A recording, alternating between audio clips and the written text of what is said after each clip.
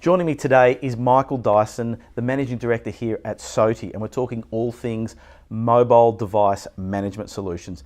Michael, thanks for joining me. Absolute pleasure. Thank you. Now, first of all, mobile device management, why is it needed? I think if we look today, the challenge of managing mobility in the field is just becoming more and more complicated every single day. There is millions of devices going to be connected over the next few years, and there's literally billions of IoT endpoints. So for an organisation to actually embrace that change and to actually manage that change, they have to have a way that they can be confident that it's managed, it's secure, and that they're optimising the benefits from it. So what are some of the benefits?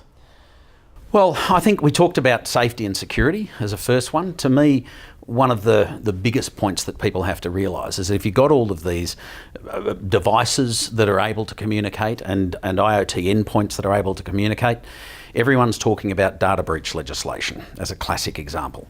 In Australia, I was looking at the statistics the other day, and the government suggests that 77% or more of the actual data breaches that are reported through to the government are because of endpoint security problems. So someone gives away, loses, or has stolen their password.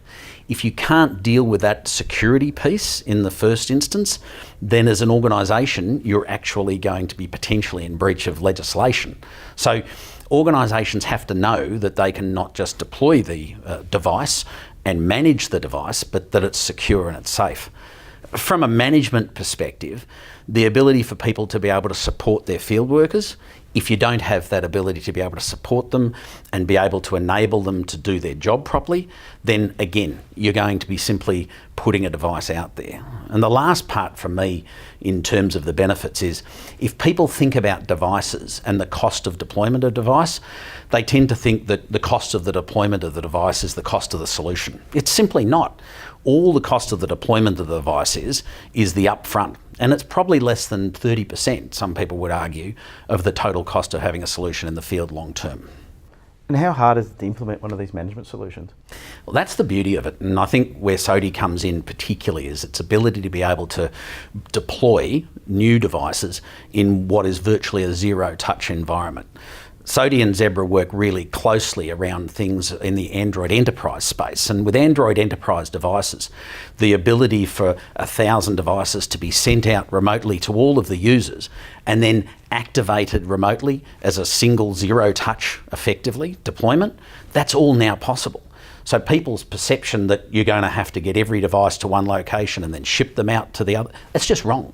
It's absolutely manageable, not just in a deployment sense, but then in a long-term management and update sense. You've got to be able to do that. SOTI's been in the mobile device management space for some time now. Tell me a bit more about SOTI. SOTI provides a software solution that is absolutely about managing devices. Not just short-term, but for long-term deployments that need to provide organisations a good return on investment. They need to provide the best possible total cost of ownership, and my preference is to call that the total business benefit. So it goes hand in glove with someone like Zebra, who provides a long-term solution on a device that will be around in 3, 4 or 5 years' time. Well, you can find out more about SOTI by visiting them online at www.soti.net. Thanks for joining me, Michael. Thank you.